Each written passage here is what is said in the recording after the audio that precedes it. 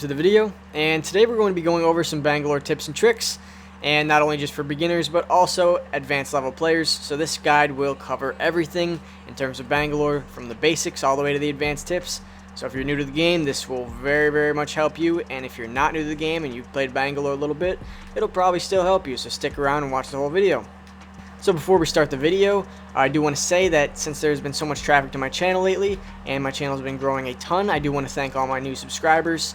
And if you haven't subscribed already, I think the number is going up, surprisingly, despite all the success with the subscribers. I think it's at about 95% of the people who are watching this are not subscribed, and that is a ridiculous number, and we're trying to change that one step at a time. But I appreciate everybody just for stopping by the channel and watching. But let's get right into the video. Enough with the intro. So first thing I want to talk about is Bangalore's actual kit. What I mean by this is all of her abilities. So she has her passive, which is double time. She has her tactical, which is the smoke. And then she has her ultimate, which is the rolling thunder or the artillery barrage. So we're going to go from left to right. So we're going to talk about her passive. There's really not a whole lot to say about it. It's pretty straightforward. You just gain increased movement speed. It works very well with the smoke. And if you redirect really quick with the double time, you can get out of the smoke very quickly. So it's a very good combination to use the smoke and the double time. Also, the double time doesn't trigger if you're getting shot. It can, well, it does trigger if you're getting shot, but it also triggers if a bullet goes by you. I have been in the background of a fight. They were not even aiming at me, and a stray bullet came in my general direction, and I got double time before. It happens a lot. Double time's a little weird, so it will activate more often than not if shots are anywhere near you. So just keep that in mind. You don't actually have to be getting shot at to actually get the benefits of double time.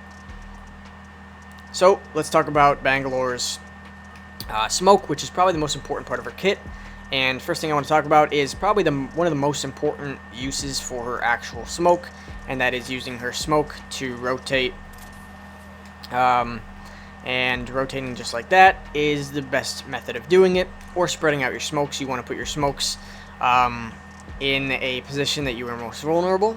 And what I mean by this is if you are moving from here to there, you're going to want to place your smoke right there, so that way you'd be entering it right here, and then you'd be safe. So safe, and safe because of the smoke.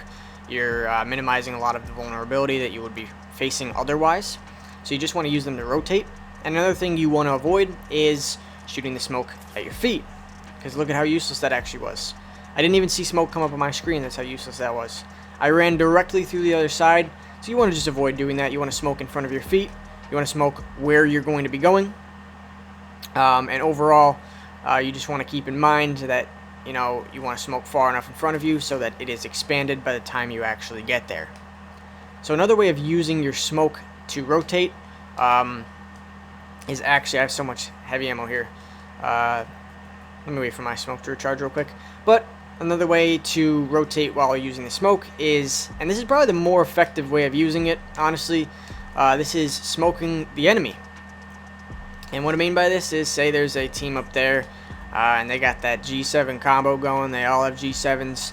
You're going to want to like smoke that area, so that right there, now all of them up there can't see, and you can just rotate for free. So if there's just one team shooting at you, just smoke with them, because then they won't be able to shoot at you. You can even push them. It's very effective. Like if your team was up there, you could easily push them with that zip line now, because they wouldn't be able to shoot you off of it since they can't see, unless of course they have digital threats or bloodhounds. But if you're going to push a team or trying to rotate, smoking them to cover the area is very effective as well, so don't sleep on that method. Another very valuable way of using the smokes is smoking a down teammate. So say this is your teammate right here and he got clobbered. He's down, he's out. You're going to want to smoke and then res, just to cover your tracks a little bit more. People, they could easily just push up on you, and there's really nothing you can do to avoid that until we talk about the ultimate in a little bit. But just be careful. Especially with smoking, because digital threats are a thing. And this brings me to my next fact, that using digital threats with Bangalore goes hand in hand. So if you're not using digital threats on Bangalore, you're definitely missing out. And using smokes in fights is not going to be beneficial to you at all if you don't have digital threats. I remember I was watching one ranked game one time. I had just died, and there was a team with a Bangalore, and he was launching smokes everywhere, you know, creating all this type of confusion, and the other team all had digital threats. And this guy's making his team scurry around, you know, can't see anything, and they're just getting lasered. I witnessed it firsthand. It was the most incredible thing I've ever seen. So don't be that Bangalore that's just tossing smokes everywhere and setting your team up to just die.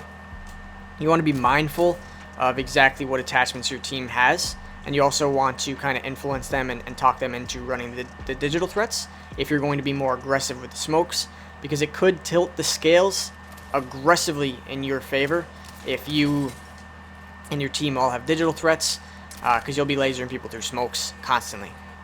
Obviously, avoid bloodhounds at all costs. They're going to see you through that smoke. They're going to call you on that, and you're going to get melted. So just be careful on that. That's pretty much everything for the smokes. We talked about rotating. We talked about smoking the enemies. We talked about smoking a down teammate. So now I want to talk about some of the combinations of smokes and the use of her ultimate. Her ultimate is primarily used for zoning purposes. And what I mean by this is basically zoning is keeping an enemy where you want the enemy. So either keeping an enemy away from you, keeping an enemy out of a spot you don't want them in, or putting an enemy and trapping an enemy in a spot that you do want them in. So an example of this would be smoking your down teammate. This guy got cracked. He's on the ground. He's not doing well. You're going to want to smoke and ult. And the enemies are over there, right? They're going to try to push. Now they can't push because all of the ground, all of the land between your down teammate and the pushing enemy team is now covered by an airstrike.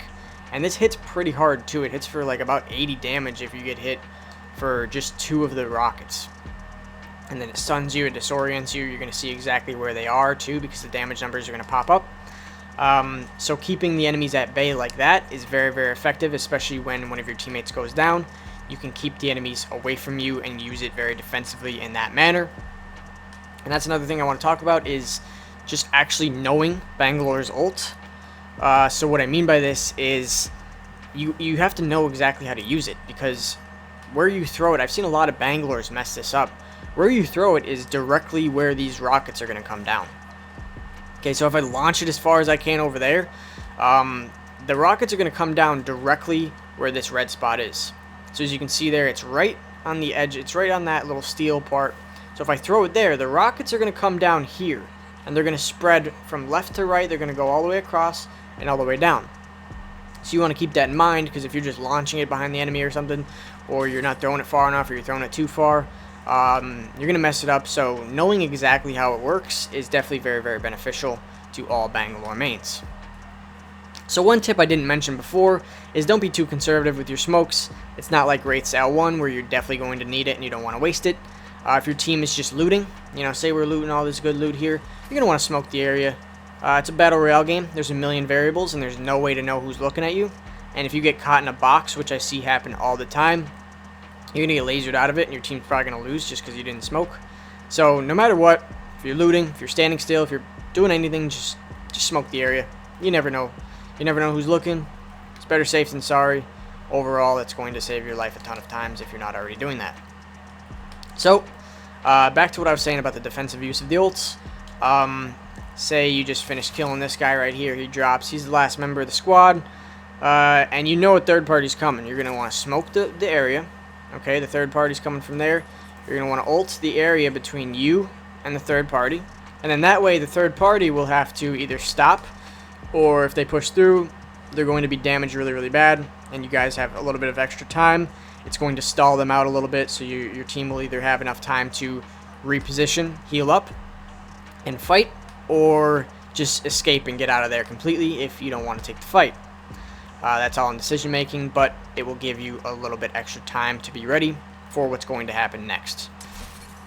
So the next way of using Bangalore's ult is the offensive way, and this is the way a lot of people use it. It's a very good method of using it.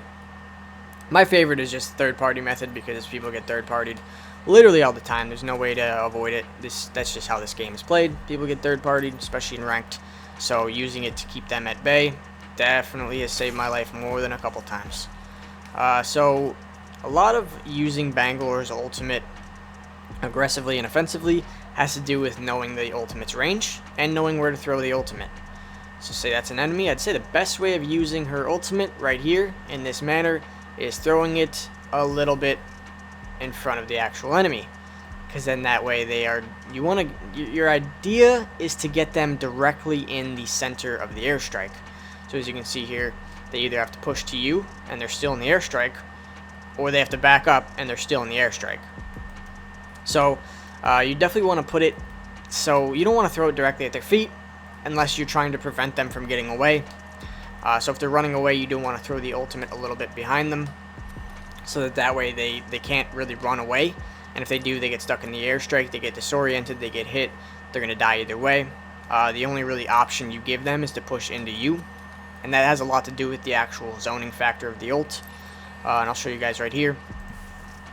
So say I throw the ultimate right there, and we're fighting this team. They're not going to be able to go anywhere. As you can see, there's so much area back there that's being covered by the actual ultimate, and if they're committing to running away, they're going to run directly into it. So the only option they really have is to fight and take their chances. There might be a Wraith that tries to escape, and she probably can, but for the rest of the team, they're going to die if you try to zone them out that way. So that's pretty much it for using it aggressively. I'd say throw it far enough in front of the enemy. I'd say about half the distance. So from here, from me to this guy, you want to throw it like here maybe. That way it covers enough area, and he'll be directly in the middle of it. That's the goal for using it aggressively. You want to have them directly in the middle of it so they can't go anywhere. And no matter what, if they go left, right, forward, backwards, they get hit by it. That's the idea of Bangalore, and that's pretty much the most in-depth guide I can go. I feel like I always feel like I forget something in these videos. I always forget at least one tip. It's impossible to remember every tip. It's too difficult, but I hope this video at least helped most of you guys. I think that there were a ton of really good tips in here, especially if you're a beginner level player. This is a very, very good guide for you, especially if you're just trying to learn Bangalore. This is definitely going to help out a ton. So I think we covered just about everything. So I think that's it for today's video. So thank you guys for watching, and I will see you next time.